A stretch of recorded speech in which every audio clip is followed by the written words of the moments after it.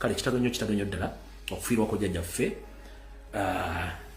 mu biruzi gabonga alla gwajjuludde olwaliro kitalo nnyo ddala erusinze ebyo era nga nfundikira mu kkowe erimu bukyanga wasanyakawo Charles Peter Mayiga afutubbala Emmengo bw'omukubaganyamukko ne bakatikkira abaddeko wattu akoze ebinene ebyewuunyisa ensi na buli omu n'akwata ku mutwe ne yeewunzika n'agaa nti akasajja katufukidde era katumazeewo mu mwaka gumu gwokka bajjajjaffe baakabula 6 mu mwaka gumu gwokka guno gwe tutannafundikira bajjajjaffe 6 baakabula bonna ekibabuza kifaanagana naye ffenna lyokko enjawulo ya budde kitalo nnyo ddala mukama mumuze mirembe tetunakyakola katutandike vidiyo y'olwali mubufunze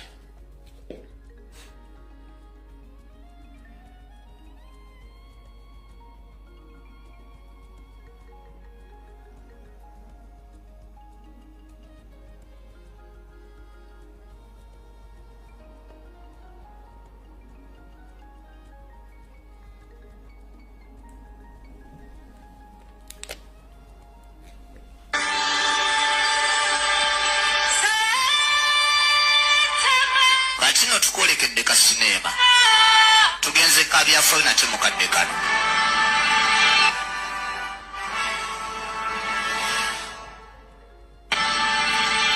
wano batugambye mwaka gwa 1986 gavumenti yabamusibira mu ggwa batuuza abameruka nga bateesa butebe bagenda okwavuwazaamu Uganda eno okutwala ebyobugagga byayo kozi nogitemaatema mu bitundu era wano nga batugamba nti Bosco eyali Kabwejjumbiri yali akulembeddemu ekikoosi kino yasooka kwezza amataka g'abantu amakolero bw'ogasseko n'ekisaawe ky'ennyonyi emyaka 10 nga giyise yali byadde tebimumaze n'agattako okwewola amabanja ne gatuuka Uganda mu bulago nga tejja nakusobola gasasula wabula olw'omululu nga gujja gukula batugambye nti yasindika basajja be buli kanyomero konna akasobola okugibwamu ssente ne luba lwataano nga balwetaaga mulugye ku batunzi b'ennyaanya ababoodaboda abasindika ekigaali n'abatakisi mbamunyemunye kubanga twetaaga ssente wabula oluvannyuma lw'emyaka 3 abantu nga beekyayi Katonda asindika omuntu yali tamanyikiddwa na byafaayo byatali na munnabyabufuzi kujja okusobola okutangaaza abantu n'okubazibula amaaso wa Uganda gyeraga amannya si mawanvu nnyo Robert Kyagulanyi Ssentamu. Alright, njagala munsaliremu akatono mbakano kengenda okulanya nako buno bakanjala bugende eri mu 7 ne group yammwe buno bakanjala obatuukeko Renaku z'omwezi ziri 17 naku lwa Sunday November omwaka 2024 budde bwakinyika gobere wono wende ebigambo byange bigenda kubeera birambulukufu nnyo era tebiri makoona nze ng'omuntu ndi mwennyamivu nnyo bajjajjaffe abalowooza nti bayamba okukyusa eggwanga eryo mu mirembe ne bawaayo abaana baabwe bazzukulu baabwe n'abaana baabwe ne bawaayo ensimbi zaabwe enkalu ne bawaayo n'obulamu bwabwe okulaba ng'eggwanga Uganda lifuna emirembe kyansonyi nnyo nga bazzukulu ba Buganda n'abaana ba Buganda bagobebwa ku mataka ne battibwa ne bawambibwa mu nkola ey'ekiyita mu luggya nga teri wadde ayamba abalamuzi mu Uganda buli omu kyayagala kyakola nga talina gwe yeebuzizaako olw'okuba nti be bali mu buyinza essaawa zino ab'amagye abakulu abali ku lanka eza waggulu n'abo abali ku lanka eza wansi buli omu kyayagala kyakola mu ggwanga Uganda nga talina gwe yeebuzizaako order from above simanyi oba yagendako mu nsiko wabula kati yasinga okukola basanga omuntu ng'akajjadde ku ttaka lye kwamaze emyaka ne basengula ebijja nga kooti egambye nti awo temukwatawo ne bajja ne bawamba omuntu ne bamutta nga teri wadde muntu ayogera bagenda ne batta abantu nga bakozesa obutwa buli muntu n'afa ttuge nga teri anyega Ebiseera bino wetwogera abantu bangi bagobeddwa ku mataka ennyumba zaabwe zikooneddwa ebijja bye bisenguddwa nga order from above yeekola. Naye njagala kubajjukiza Museveni ne gurupu yammwe mwenna nga muli. Ekiseera kijja tuuka nga munoonya obubuddamu wawe bagenda obbabudamya nga temukyalo kubanga buli wamunyiizizza buli muntu abeerawo okuva mu Maserengeta mu bukiikaddyo naffe mu Buganda butunyiizizza ekyensusso. Ebigambo bino tubyogera naye bijja bajjukizibwa nga buli kaseera nti ne Kawenkene Obote bw'atyo bwe yali. Era olumu yagambako nti a good Muganda is the dead one. Naye nakibanyonyola nekibategeeza. Wenjogera ebigambo bino olwaleero Abaganda bangi bagobeddwa ku mataka ebijja bye bisendeddwa abaana tebakyasoma battibwa buli lunaku naye teryanyega. Museveni yala kujjukiza nkuweeyo akagero kamu nti mu ggwanga lya Burkina Faso ffenna lye tumanyi obulungi. Waaliyo obuvuyo bungi nnyo naye wajja omuvubuka embula kalevu gwe bayita Thomas Sankara n'ajja n'akyusa buli kimu ekyali kyetaagisa okukyusa okutereeza eggwanga eyo mirembe nga tayye musaayi. Wattu abantu bennyini abaali tebaagaliza nkulaakulana yansi baakwata Thomas Sankara ne bamutematema ne bamutta n'omulambo gwe ne bagubuzaawo. Okuttibwa kwa Thomas Sankara kwalimu ab'amagye, kwalimu baminisita, kwalimu pulezidenti n'abasawo ne bakweka n'omulambo gwe nga bo baagala kubujja bujulizi. Era gavumenti yaddako yakola ebikolobero bingi nnyo. Naye waayita ebbanga lya myaka mpawekaaga gavumenti eyo n'evuunikibwa.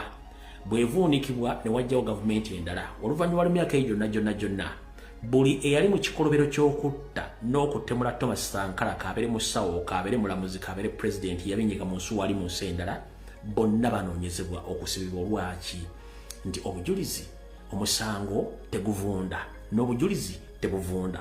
Gwe omulamuzi olwalira alagira basende ettaka ly'Abaganda n'okutta Abaganda oyinza okuba olina emyaka 4 ku 5 kyalina emyaka emirala 3 olitunyonnyola ki era lwaki olitwetondera ki? Museveni olwaliro ogenda olekawo abaana abazzukulu bagenda twetondera batya era bagenda tugamba batya. Nzizira bagamba nti ensi omugiraba naye ensi lujegere ne ku ggaali endala lukolako tulowooza nti balusubirako kukuka. Njala bategeeza ebikola emukola tebijja kwetondesa wabula bijja kuyita akaseera mpawekaaga nga tekyali abakuba ku mutwe wabula bakuba bukubi ku bwongo okubujjamu. Ndi wano bategeeza mukyalina akadde akasigaddeyo akatono okuleka bannansi beefuge mu ddembe. Naye munaaganda nga mukozesa eddalu n'effujjo lyammwe n'akamanyiiro walayi mugenda kusanga emiziziko omusango teguvunda ne bwe gibwa myaka emeka lwaki bazzukulu bagenda kusasula. Mulekeraawo okutta okuwamba abantu ffenna tuli bayise ku nsi kuno.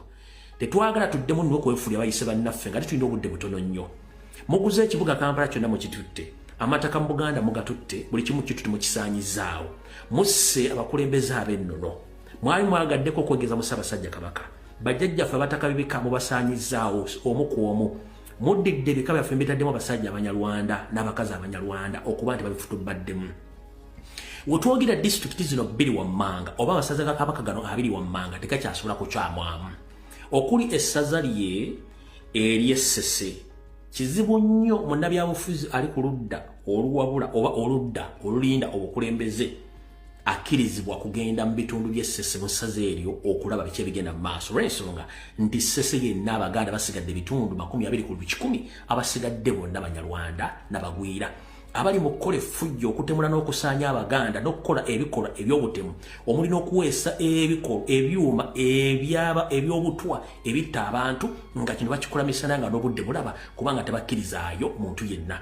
Ndi wano bategeeza n'olunaku lwe bakwata pulezidenti ne bakomulidi baffe bajja Essese omu kubeeyita abakulembeze era eyayitako leader of opposition Mathias Mpuuga Nsamba yakubibwa essimu aba state n'omutegeeza nti abantu bagenze mu kitundu ekikyamu kye tutakkirizamu bantu n'abagamba sina kyakola mukwate bukwasi kubanga tetwagala bategere biki bikozebwawa bikolebwa Ssese. Yensonga lwaki bakwata abaana ne babatta bafika omu n'ababasalaasala. Mu ssaza lya Kabaka ery'e Nakasongola muganda wange ensonga lwaki baganye muzzukulu wa Buganda ogenda mu ssaza eryo kambi kunnyonnyola mbikuviire ku ntono. Wetwogerera essaawa zino essaza Nakasongola oba essaza lyeryo essaza eryo Museveni gy'atadde buli kimu ekyetaagisa okuba nti asaanyaawo Munnayuganda. Mwe muli amakolero ag'ebyokulwanyisa eby'obutwa, mwe muli amakolero agakola emmundu. Ettaka lyonna erisangibwa mu ssaza ly'e Nakasongola lyatwalibwa era ly'ejjaluliro oba ly'ejjalulizo ly'Abanyarwanda ba buli kika abayingira okusaasaana Uganda yonna. Waliyo Abaethiopia abakola emirimu egy'okutulugunya, waliyo Abeeritrea bakola kyekimu, eri Abasomali bakola kyekimu, eri Abawarabu bakola ekintu kyekimu, eri Abayindi bakola ekintu kyekimu. eriyo abasajja aba North Korea bakola ekigambo kyekimu saako n'abavubuka bateeka munda bakola omulimu gwe gumu ogw'okutulugunya n'okutta. Kati mmwe abali wano abakola ebintu bino mbasuubiza nti ekiseera kigenda kutuuka nga mulina okunnyonnyola kimu ku kimu ate mbajjukiza amazzi gakulukutira gye gaali gakulukutidde. Gwe omuganda ali engosudde gwa naggamba anyongera okujjukiza nti tolinayo walla wonna wogenda kudda ewammwe ye Buganda. Kale munnange tiguka mpola ng'otiguka ne b'otiguka nabo kubanga bo tebakwagalangako wadde n'olunaku n'olumu. Akafunja gadde okafunza tutandike vidiyo butereevu. Nga sinnagenda butereevu kankuzanyire jjajja foono. Gwe kennyini ojja kutegeera ekituufu kiri ki. Kati okulwanira ebibanja n'alagawa ebibanja byaffe babitwala abanankole babitwala mwenammwe mukkiriza ebyo nga bagenda batwala buli wamu. Baana bange control matter in heart. Bwe kuba nti control matter in heart okimanyi? Control matter in your heart. Kuuma ekintu kyange. Okuume ekyamazima ddala nti mmwe ddala munaalaga waffe nga tuvuddewo. Topenda. Mujja kutegeeza. Museveni ajja kuddira abantu beewaabwe bonna kakati yakoze. Ewaabwe waliyo ogambe nti ettaka ly'abanankole baalitwalako. Yowuliddeyo bino ebya ssente zino. Mwe ne mugira nti babakkirizayo muwaakalulu. Baba batunda nsi yaabwe luli akalulu wakawaana akawedde nakawa Kyagulanyi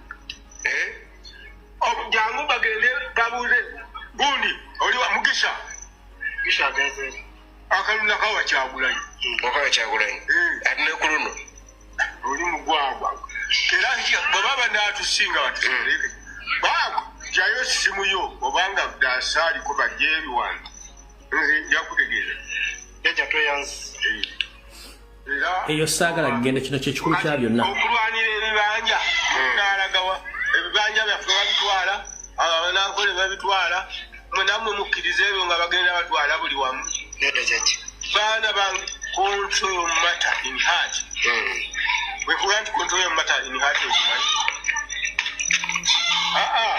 Control matter in your heart. Kuuma ekintu kyange. Okuume ekyamazima ddala nti mmwe ddala munaalaga waffe nga tuvuddewo. Topenda. Mujja kutegeeza. Museveni ajja kuddira abantu beewaabwe bonna kakati yakoze.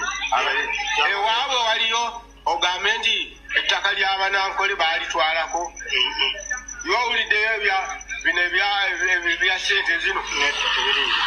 Mwe ne mugira nti babakkirizayo muwaakalulu. Baba batunda nsi yaabwe luli akalulu wakawaana akawedde nakawa Kyagulanyi jangu bagende babuuze gundi oli wa Mugisha agenze akalulu nakawa Kyagulanyi ate ne ku luno oli mugwagwa era baba naatusinga batusereke baako jayo simu yo obanga dasa muzeyi sigenda mulwako wabula ekikulu kyakugambye nti ffe bwe tuvaawo abakadde mmwe mugenda kubeerawa ekigambo ekyo jala kikuyingire mu mutwe abakadde bano bwe bavaawo mugenda kubeerawa n'abaana bammwe. Obutongole akatambi katandise buli muntu njagala okwate wano Yoseri kansubire nti otuuse vidiyo eno etandise.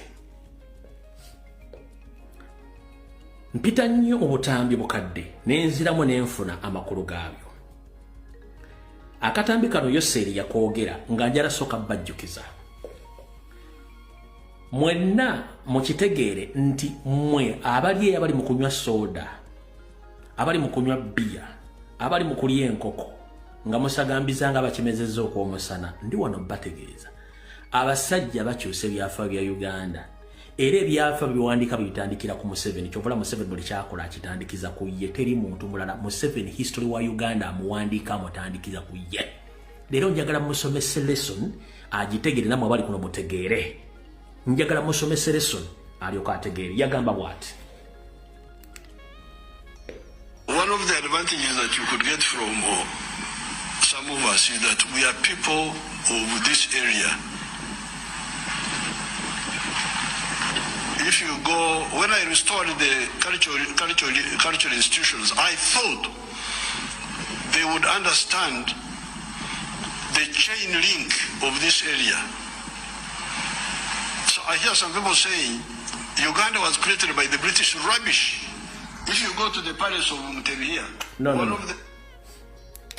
Akugambye nti bo bantu ba mu kitundu ekyo wayimiridde ebyafaayo tubirina. Museveni yajjanga refugee ku myaka 8 wabula akugamba nti bo ba mu kitundu ekyo. Akujagala okategere n'akugamba nti tugamba nti Uganda yatondebwawo bazungu. Si kituufu, yalowooza bo bagitandikawo. Akyusa history kakakodiremu okategere. Advantages that you could get from some of us is that we are people of this area. If you go, when I restored the cultural institutions, I thought they would understand the chain link of this area. So I hear some people saying Uganda was created by the British. Rubbish. If you go to the palace of Mutevia,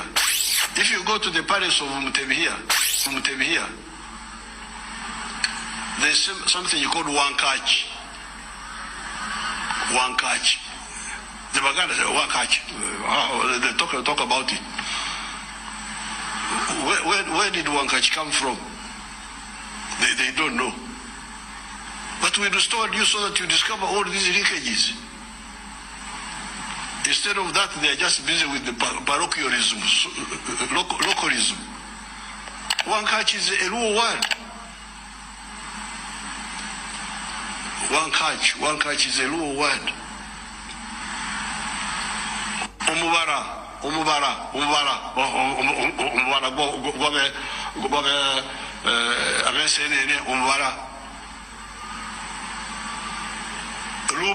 Lubala is a Luo word. So, the linkages of Uganda, I know them. That's why I restored these kingdoms. Tetugenda wala nnyo. Omwami ono bw'aba ayogera ebigambo bino, njagala lero musomese ategere ebigambo bino. Njagala bitegere bulungi nnyo nga mutandikirako ku bino ebigambo wammanga. Kansooke mmuzeeyo mutegeeza okumusomesa nti Yoseri kuno kw'oli. Njala kutegeeza nti gwe ebyafe byagala okuwandiikira ku ggwanga ne famire eby'Abanyarwanda obiteeke mu Uganda tebikyasobola kukola. Njala kuddukuzaayo. Njala kutegeeza nti eggwanga Buganda ly'eggwanga erisinga obunene. Nkuddamu eggwanga Buganda ly'eggwanga erisinga obunene mu Uganda eya leero. Era lyafuuka ery'omugaso n'amaanyi mu kyasa ky'olukumi-mu-9. Naye nga Buganda yaliwo mu kyasa ky'olukumi-mu-4. Era Buganda esangwa mu masekkati ga nnyanja Nalubaale gye mwatuuma Victoria oluvannyuma. Era nga yatandikibwawo Ssekabaka Kintu. Era ngeri mu masekkati ga Africa. Yoseri njagadde okutegeeza mu Luganda kati kankudire mu Luzungu kaddemu. Buganda, the largest of the medieval kingdoms in present-day Uganda, became an important and powerful state during the 19th century, established in the late 40th century along the shores of Lake Victoria. It evolved around its founding Kabaka Kintu, who came to region from the North Africa or Northeast Africa. Kyenjagadde okusooka okutegeezaawo otegeere Buganda yaani era gwe myaka gyoyogerako gyogamba nti mwagitandikawo mikyamu era history muwandikirako gwe era ndi wano okutegeeza n'ekirala. Mu biseera eby'okutemaatema Ssemazinga wa Africa ekyagaana okubeera nga kyayita mu bulungi nnyo era abazungu bagezaako nnyo okulaba nga batwala kye tuyita enfuga yaabwe eyabamusibira mu bbwa. Buganda yafuuka entabiro ya Uganda mu kukuumibwa mu 1884 era we waava erinnya Uganda. Naye befiiriza ennyukuta ba olw'okwagala okwenyigira mu bumu obwa Sseruganda neefuuka Uganda era ne basalawo bakwatire wamu. Ndowooza Museveni owulira bulungi nnyo. Kakakudde mu luzungu kategeere. During the scramble of Africa and following the unsuccessful attempt to retain its independence against the British imperialism, Buganda became the center of Uganda Protectorate in 1884. The name Uganda, the Swahili term for Buganda, was adopted by the British officials. Ndowooza owulidde mukulu Sisebo Yoseeri ebigambo byogera empola era ng'obitegeera. Era nnyongera kugamba nti eggwanga Buganda ebiwandiiko batandika okuwandika mu myaka eyo wessaali nejjajja wa jjajja wange waataali kigambibwa nti Obuganda bwatandikibwa mu kyasa kya 1400 abatandika okuwandiika okumanyako bumanya ebyafa mu 1400. Owulira? Era kigambibwa nti kabaka oba omukulembeze owa Ganda people yajja okubeera ow'amaanyi era n'ateekawo obufuzi obwafuula Buganda ey'amaanyi mu kyasa ky'olukumorenda. Buganda bw'ekyo neefuuka ekitundu ekinene eky'amaanyi eky'obukulembeze mu kitundu ekisangibwa mu Uganda. Ndowooza Museveni otegedde. Owulya bulungi nnyo? Kati kankuzzeeyo gwe wali woologa watandika ng'afuuka anaaba. Eggwanga y'okinambukiramu nga Kamuja atudde ku malaalo. Wattu lyatondebwa nga 9 Oktoba 1962. Ompulya bulungi nnyo? Eggwanga Uganda ly'okinambukiramu lyatondebwawo lyatondebwawo ng'ennaku z'omwezi 9 Oktoba 1962. Ompulya bulungi nnyo? Kati ssebo njagala yogera ebigambo ng'oyawula wakati w'omugwira ne nannyini nsi. Ebyafaayo tubimanyi bulungi nnyo. Kakakudde mu luzungu kategeere. Uganda gained its independence from UK on 9th October 1962 with Queen Elizabeth II as the head of state and Queen of Uganda. In October 1963, Uganda became a republic but maintained its membership in the Commonwealth. Ndozo kitegedde bulungi nnyo. Kati mukulu, njagala obere ng'omanye ebigambo bino obitegere bulungi nnyo. Lekera okwagala okuleeta akamanyira kasumagiza eyalira ng'oddira ebyafa bya Uganda bitandikire ku ggwe ng'abalala basinyizaako ettoomi ng'eggwanga Buganda n'Abaganda. Kyenjagadde okusooka okusomesaako olwaleero tulyoke tusimbule vidiyo eno. Manyi nkuwa ebyafaayo n'enkuwerako n'ebyafaayo ebirala. Mu kifaananyi kino kye ŋŋenda okubalaga essaawa zino, obwakabaka obwali mu kitundu kino bwali bukolaganira wamu, omwali obwakabaka bwa Nkole, obwa Bunyoro, obwa Ttolo n'obwa Buganda. Ekifaananyi kino njagala ndamu ekifaananyi kyo kyakaguta oba ekyakalekezi muno, njagala ndagamu ekifaananyi kya kitaawo oba ekyajjajjaawo. Ono wa Nkole, ono wa Bunyoro, ono wa Ttolo, ono wa Buganda. Mulimu ekifaananyi kya jjajjaawo muno mulimu ekifaananyi kya jjajjaawo gwagamba nti restored and you thought that we were about to think about your history. Mulimu ekifaananyi kya jjajjaawo kanaano kankuzeeyo tegeere bulungi nnyo. Mutamino tugenda kulaba ebyaliwo oluvannyuma lw'abakirupa Abangereza abakulemberwamu Andrew Cohen, gavana yali akulembera wano ku lw'abafuzi b'amatwale bwe bawangangusa Ssekabaka Muteesa II mu Bungereza mu mwaka gw'Olukumi-1953. Era nga kino kyaddirira oluvannyuma lwa Muteesa okuguguba ng'agaanye okugatta Buganda ku mawanga amalala gakola Uganda eyawamu, oluvannyuma Uganda egattibwe ku Kenya ne Tanzania ng'akola omukago gwa East African Federation. Kuba ye Muteesa kye yali ayagala Abangereza bawe Buganda obwetwaze esigale nga yeetengeredde. Wadde ng'Abazungu baagezaako okumatiza Muteesa mu nkiiko eziwerako naye yasigala akalambidde. Era mu lukiiko olwasembayo wakati wa Ssekabaka Muteesa II nabo abafuzi b'amatwale Abangereza baali bamaze dda okutegeka olukwe awamu n'enteekateeka ez'okuwaŋŋangusa Ssekabaka Muteesa II. era olwalaba nga Muteesa alemedde ku nsonga ye mwennyini gavana Andrew Cohen yasituka n'aggulawo oluggi lw'ekisenge ekiteesebwamu omwali olukiiko olwo abasirikale ne bayingira ne bateeka ekiweero ku mutwe gwa Ssekabaka Edward Muteesa II era bw'atyo n'avugibwa paka ku kisaawe Entebbe n'ateekebwa ku nnyonyi eyamutwala mu buwaŋŋanguse e Bungereza. Ebyo byonna byaliwo mu Novemba wa 1953 era oluvannyuma lw'essaawa nnyanga ennyonyi etutte Muteesa emaze okugenda ye mwennyini gavana Andrew Cohen yasituka n'agenda ku Radio Uganda n'alangirira amawulire g'okuwaŋŋangusa Ssekabaka Muteesa era bw'atyo mu ddoboozi lye alangirira nti Muteesa II takyali kabaka wa Buganda era ne mu ggwanga taliimu yaggiddwamu dda ku biragiro bya Nnaabakyala w'e Bungereza nti era yateereddwa dda ku nnyonyi emutwala mu buwaŋŋanguse e Bungereza. Amawulire ago gaakuba wala abantu ba Buganda nga n'abamu emitima gy'abavaamu. Kyokka bambi ne Nnaalinnya Zaalwango bwe yawulira amawulire g'okuwaŋŋangusibwa kwa Muteesa n'ayabulira obulamu bw'ensi eno. King Muteesa II, Kabaka of Buganda, is in London to fight the government's decision. Gavana Andrew Cohen bwe yava ku mpewo za Radio Uganda bw'atyo yayolekera e Mengo okusinkana olukiiko lwa Buganda. Era n'alutegeeza nti ngeri Muteesa gy'atakyali kabaka wa Buganda nti kabaka omuggya ateekeddwa okulondebwa mu bunnambiro. Ekintu olukiiko lwa Buganda kye lwagaana kuba kabaka yali tannakisa mukono. Looking back over our exile, do you feel that your time in England has been completely wasted? Ndowooza Yoseri owulidde bulungi nnyo. Nakano kanka kujjukiza olwadde okategeere bulungi nnyo kubanga saagala muntu yeebuzaabuza ng'afuka anaaba.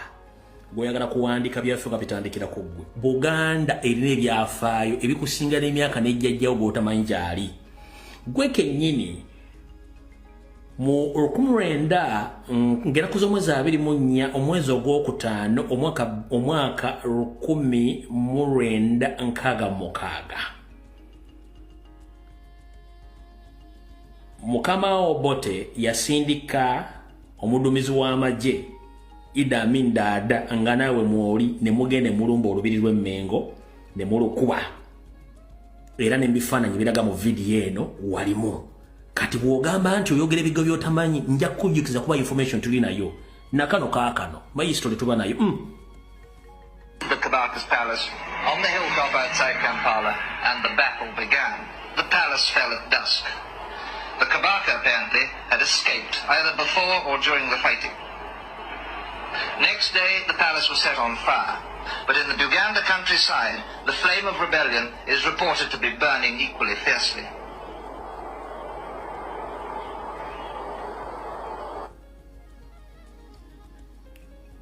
Si yemmwe mukulu, si yemmwe.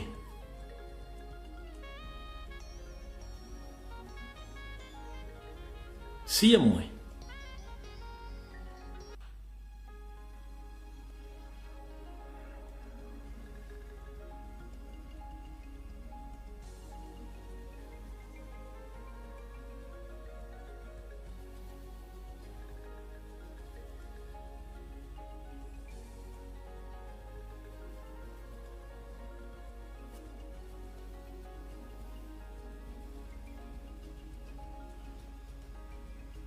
Si yemmwe awo.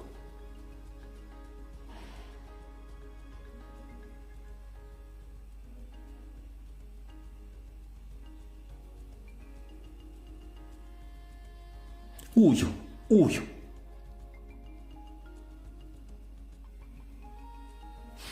Ka video kamu tetujja kamalayo. So onjagadde okutegeeza Museveni lekera okwebuzaabuza ng'afuka anaaba. Kati mwina mwenna kye mwagala okuwulira. Kankibannyonnyole. Ekyabadde mu lubiri olunaku lwajjo kyafumbi mutuku naye kambazzeeyokko emabega. Kino kye mwagala okulaba. Kambazzeeko katono emabega. Kino kye mwagala okulaba kambawe obuvu bwakyo n'obuddo bwakyo mutegeere bulungi nnyo. Kati wattu bajjajjaffe abaaliwo mu myaka egyo n'abantu Katonda bakyawadde obulamu abaliwo essaawa zino bakugamba buli gavumenti yonna eyeŋŋanze okusaanya obwakabaka bwa Buganda efuna obubonero obugiraga nti egenda naye tebafaayo bulaba. Ekyatuuse kuwasanya Carol Charles Peter Mayiga Ssalonga Mulenge ejjafuta obadde Mmengo tasobola kitegeera naye nze okusinziira kunoonyereza kwange ne bakadde bange bajjajja nga basingako emyaka bangambye bategeeze bazzukulu b'Obuganda n'aba Uganda nti buli omu wooli wenyweze gavumenti ya Museveni esigaddeko akawuzi katono nnyo okusinziira ku kyabaddewo kino kye mwagala okulaba. Bakuuma ddembe abakuuma abakungu okubadde abo abakuuma Katikkiro Mayiga wamu n'abakuuma akulira oludda oluwabula gavumenti mu paalamenti Joel Ssennyonyi basanze akaseera akazibu okuddusa bakama baabwe okubatuusa mu mmotoka zaabwe mu bugubi obw'amaanyi.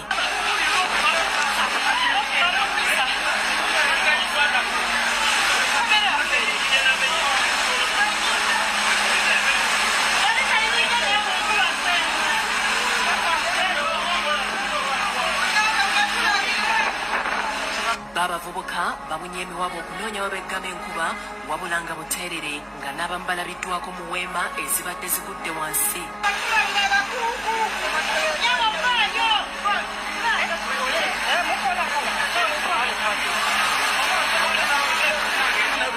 Ekifo ewabadde omukolo guno kyonna kibuuza amazzi. Okumanya kibuyaga abadde n'amaanyi n'ekituuti okubadde kwogererwa abantu kigudde ne weema ezimu ne zigwira emmotoka z'abakungu ababadde mu lubiri. Oluvannyuma lw'enkuba okusammukamu Katikkiro Charles Peter Mayiga asisinkanye bannamawulire mu maka ge amakulu agayitibwa Butikkiro n'asaasira abafunye obuvune olw'omuyaga oguzinzeeko omukolo. Tolina gw'osaasira mukulu weewummuzeeko. Ekyo mbadde mwagala ngenda kibanyonyola. Bayimbi we bapafoningidde wabadde emizanyo egy'enjawulo gyolaba evuddeko negwa era omwana omu ayisibwa bubi amenyese mu bisamu wali wabadde omukulu Katikkiro ku mukuba amasanyalaze tenti eyo esoose okuvaako weguddegeeno gyolaba bagirimu wabadde tenti yani esoose okuvaawo. Njagawuliza ka video kan tenti yani esoose okuvaawo. Tenti yani esoose okuvaawo. Kankabaddizeyo katono. Wulira bulungi nnyo. Nzize ndubavire ku ntono. Wulira.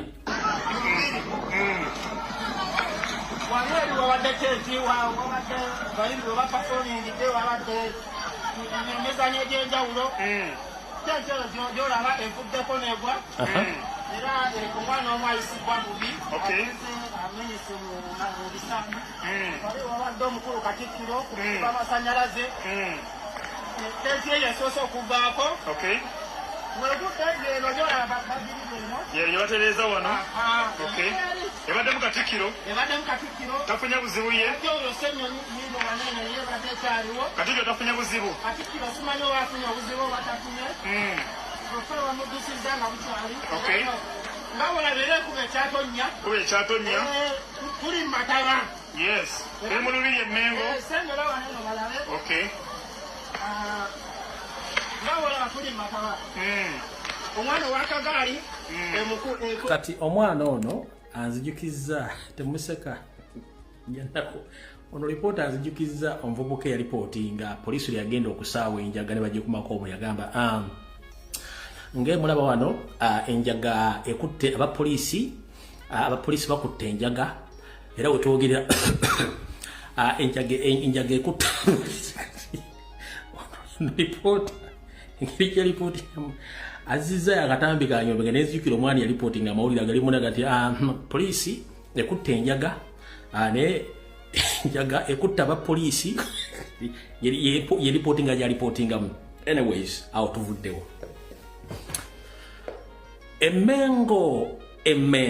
Emmengo ekibuga Mmengo lwaki baziyita Mmengo? Emmengo za Buganda zasituse nga bwe zasituka ng'ennaku z'omwezi 24 omwezi ogwokutaano 1966.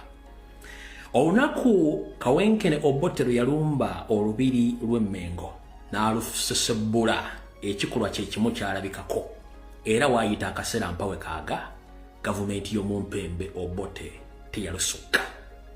Ekikolwa kye mwalabye kyaliwo ng'ennaku z'omwezi 24 omwezi ogwokutaano 1966 alina jjajjawo nga Windows zikyakola oba amanyi ebyafaayo akubuulira ekikolwa kino kyaliwo ng'ennaku z'omwezi 24 omwezi ogwokutaano 1996 waayita akaseera mpawe kaaga gavumenti y'omusibira mu Bobote teyaliiko butyo kyazzeemu okulabika olunaku lwajjo ng'era omumpembe wasaanya Kalu Charles Peter Mayiga yeekobanye ne Museveni basaanye obwakabaka bwa Buganda bukyazzeemu kitegeeza ki emmengo za Buganda zisituse emmengo za Buganda zisituse wasaanya Kalu Charles Peter Mayiga nga nennabo gisi mufungizi wandibaddewo waddeyo resignation letter otherwise ekiyinza okuggwa mu famire bakuggwe kennyini ojja kikwasaako emikono ebiri saako n'obugere 10 obwa wansi kubanga mu basajjamu abaaka bano mwewaliriza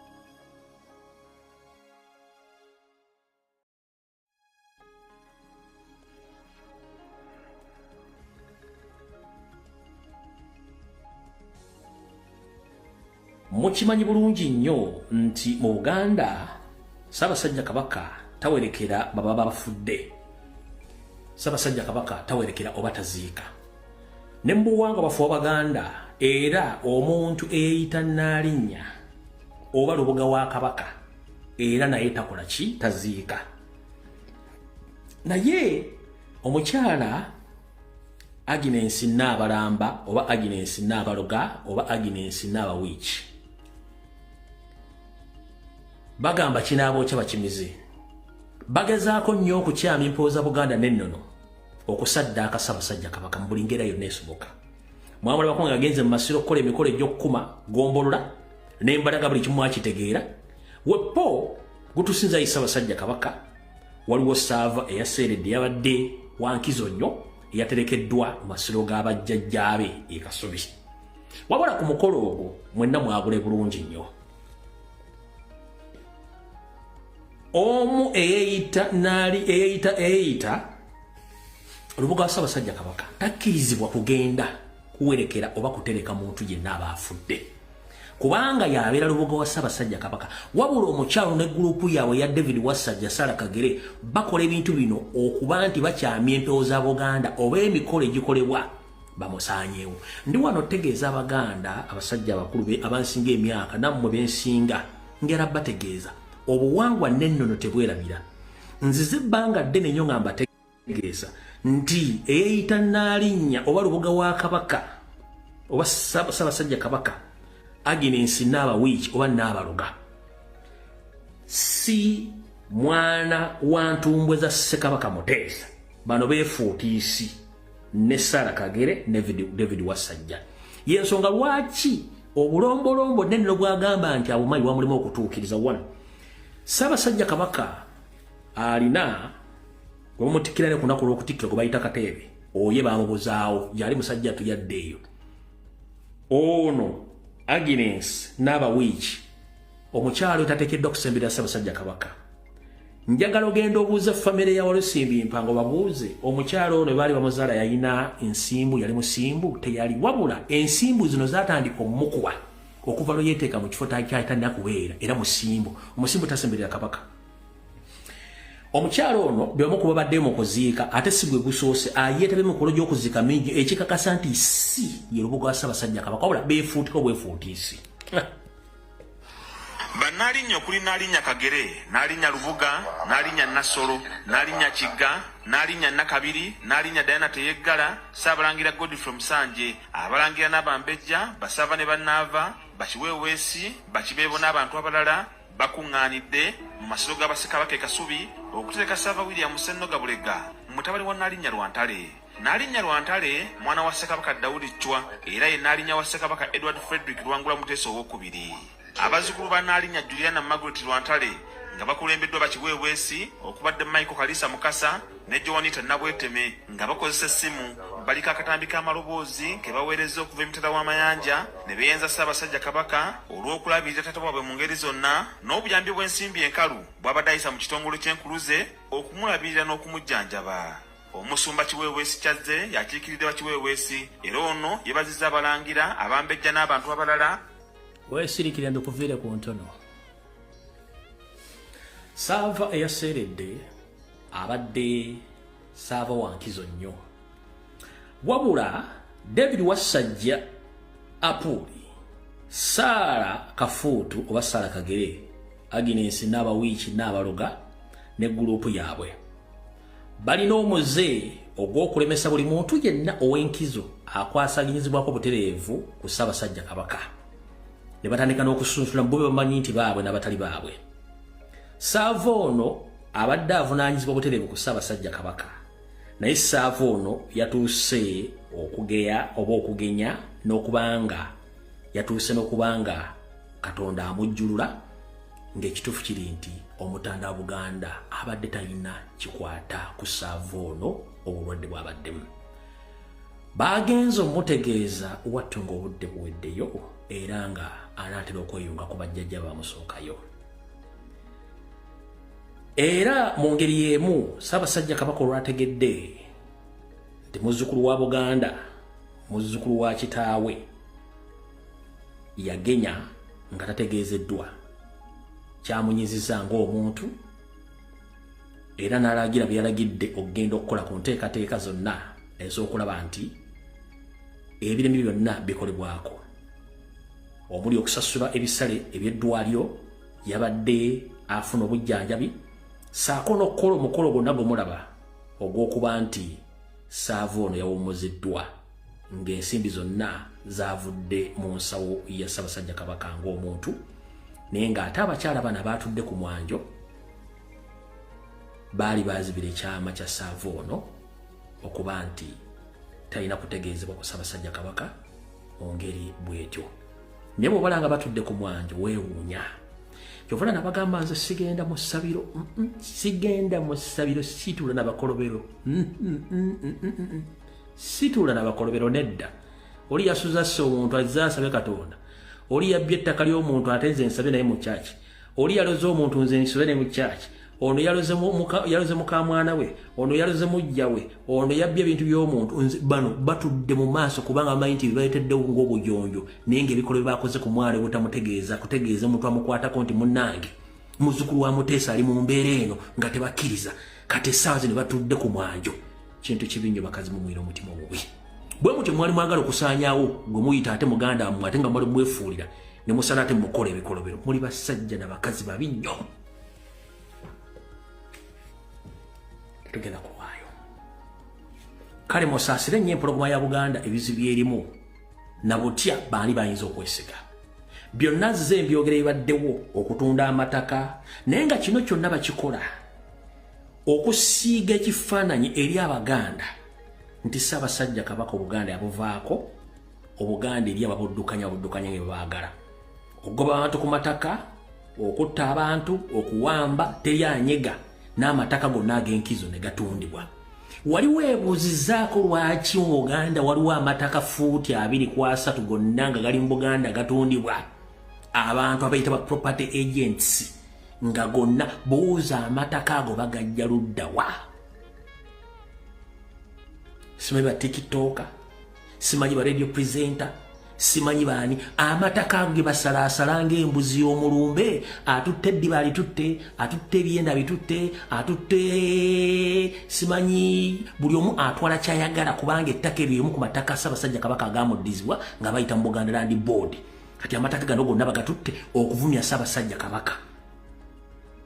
Omuntu wotuukira okukweka omuzzukulu wa Muteesa atuuka okufa ng'oganye osasula ssente wabula bwe yafudde n'ojja kumuli ne sigenda kulwawaawo awo tuvuddewo.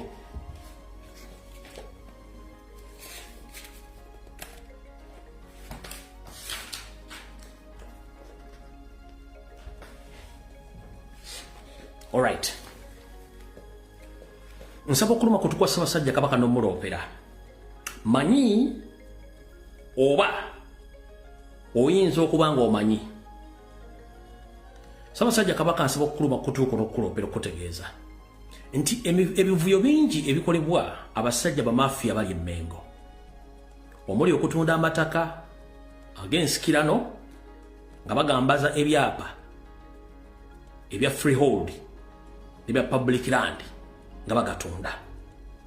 Ssaabasajja Kabaka nkuloopera nti wootali abasajja bano erinnya lye balifudde ekizanyirwako webakole ensimbi n'okwegaggawaza. mukatubagiro kana akaliwo ngazi n'owenkufu wasanya kawo Charles Peter Mayiga Ssalonga Mulengeje n'abamafia bali Mmengo beekobaana ne gavumenti y'omumpembe Yoseriti baabulwa okujjako eddembe ly'Abannayuganda bonna nga saawuddemu nti Baganda mu nkola ey'ekimpukumpuku okubatwalako emmwanyi. Oyo yenna Katemba gwe mulaba okubbati Valley abadde musasulira nga muzannye. Ebigambo byayogeddwa byonna mubitegedde bulungi nnyo kati nze